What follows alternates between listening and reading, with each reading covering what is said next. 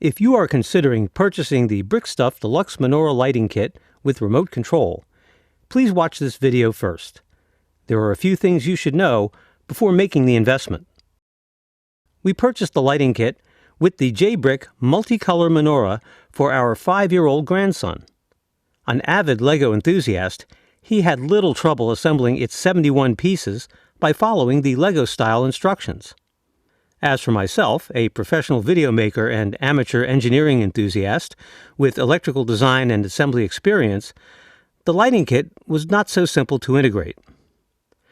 The kit comes with the following separate pieces: a circuit board, 9 wired LED lights with connectors at the other end, a battery case, a remote control, and a remote control receiver.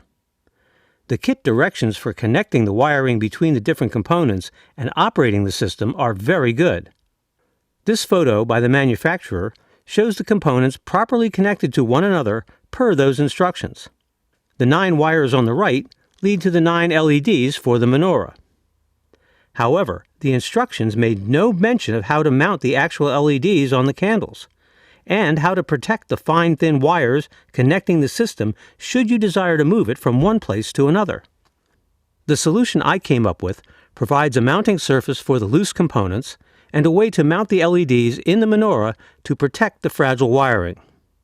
To accomplish this design, I needed to use a pair of scissors, a post-it note, a wire tie that you would find to close a plastic bag, some super glue, a variable speed drill with a 1/8 inch drill bit, a flat Lego base, and a few spare Lego parts. First, it was necessary to mount the LEDs themselves in the candles. The ends that connect to the circuit board can be fit through the holes in the candle segments, but the LED end will not. I carefully threaded the connector end through each of the bottom 3 candle segments. When the top segment of each candle is replaced, the LED will shine up into the flame-shaped piece above. Next, I used the drill and the 1/8 inch bit to drill holes in the piece where each candle was mounted. Drilling the holes was a better solution than passing the thin wires through the side of the candles to protect them from being broken by the tight junction. Drill from the bottom of the piece, and be sure to drill slowly to avoid melting and deforming the plastic. It is also necessary to drill through the angle at the end of the support below the 2 candles that are second from each outer end. Do this from the inside of the corner.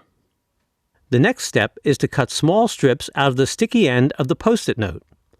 Fold a strip around each wire at the connector end of the LED wires so it sticks to itself. Number each wire in the order the candles are lit, 1 through 8, with the shamus marked as number 9.